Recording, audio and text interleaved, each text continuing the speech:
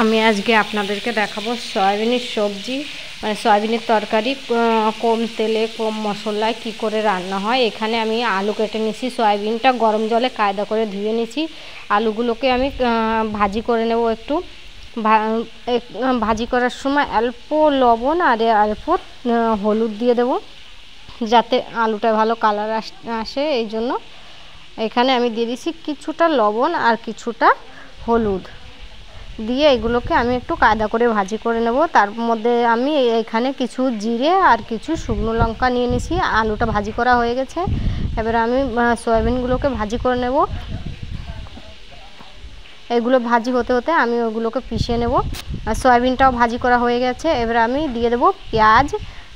তড়কায় দেব আমি কিছু জিরে আর একটা শুকনো লঙ্কা, যদি ভালো লাগে তা একটা শুকনো লঙ্কা দিয়ে দেবে। তারপরে দিয়ে দেবো আমি পেঁয়াজটাকে একটু ভাজি করে নেব। পেঁয়াজে ভাজি করার সময় অল্প লবণ আর অল্প হলুদ দিয়ে দেবো। আর এখানে আমি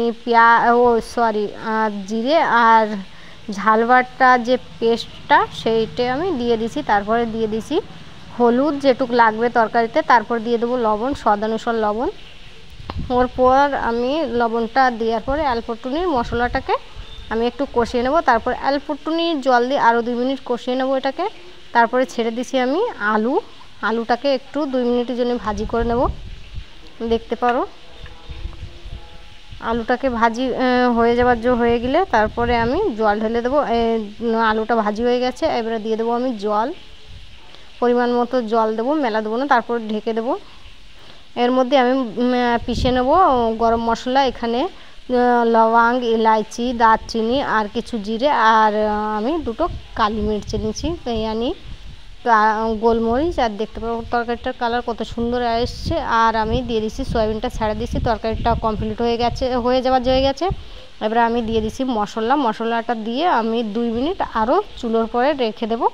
আমার তরকারিটা পুরো কমপ্লিট হয়ে গেছে। তো প্লিজ একটু ট্রাই করে দেখবেন, তরকারিটা খেতে খুব সুন্দর ও কম মশলায়।